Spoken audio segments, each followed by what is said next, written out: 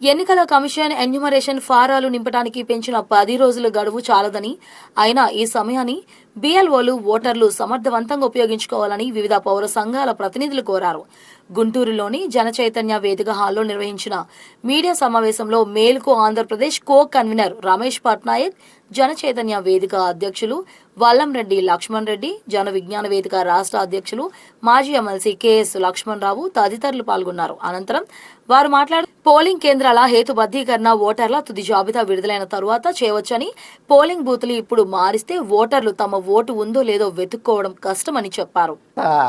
7వ తేదీన జూలై 7వ తేదీన 10 పౌర సంఘాల వాళ్ళు చీఫ్ ఎలక్టరల్ ఆఫీసర్ని కలిసి ఈ ఎన్యూమరేషన్ ఫారాలు నింపే గడువుని కనీసం 1 నెల పెంచాలని అడగడం జరిగింది. చీఫ్ ఎలక్టరల్ ఆఫీసర్ దాని మీద ఎన్నికల కమిషన్కి లెటర్ రాశారు.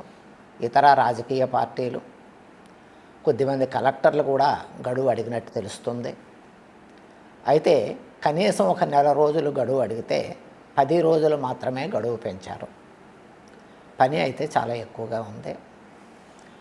చాలా దగ్గరలో బిఎల్ఓలు పని ఒత్తిడి వల్ల, అధికారులు వాళ్ళ మీద పెట్టిన టైం టార్గెట్స్ వల్ల ఎన్యూమరేషన్ ఫారాల్ని సరిగా నింపలేదు. ఓటరు దగ్గర లేదా ఓటరు బంధువు దగ్గర కూర్చొని ఎన్యూమరేషన్ ఫారాలు పూర్తిగా నింపి, వాటి ఎక్నాలజ్మెంట్ రెండింటిలో ఒకటి ఓటర్కి ఇచ్చి, ఒకటి ఆఫీసుకి తీసుకెళ్ళి అక్కడ డిజిటలైజేషన్ చేయాలి అంటే కంప్యూటర్లో ఎక్కించాలి.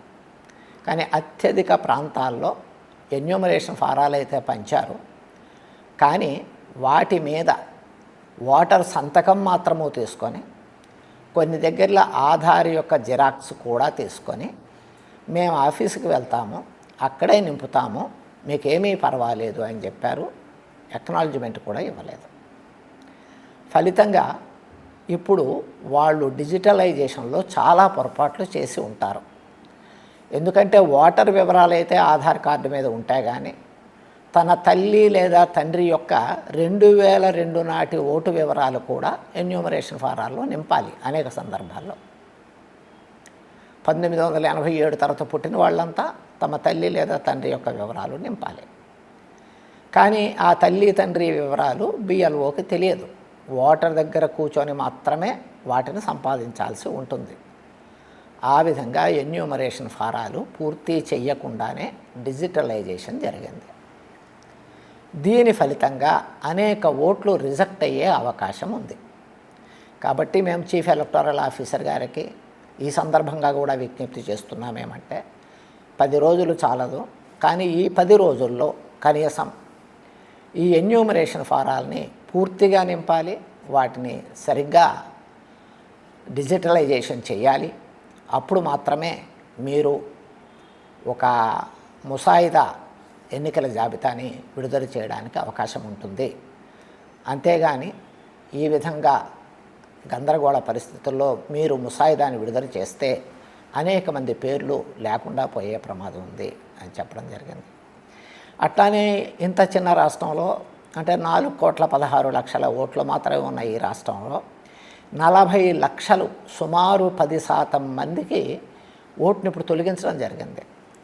వాళ్ళు చనిపోయారని, ఆ చిరునామాలో శాశ్వతంగా ఆ చిరునామా నుంచి మారిపోయారని, వాళ్ళు అందుబాటులో లేరు అని, ఆబ్సెంటీస్ అని, లేకపోతే వాళ్ళకి డూప్లికేట్ ఓట్లు ఉన్నాయని చెప్పి 40 లక్షల ఓట్లు తొలగిస్తున్నారు.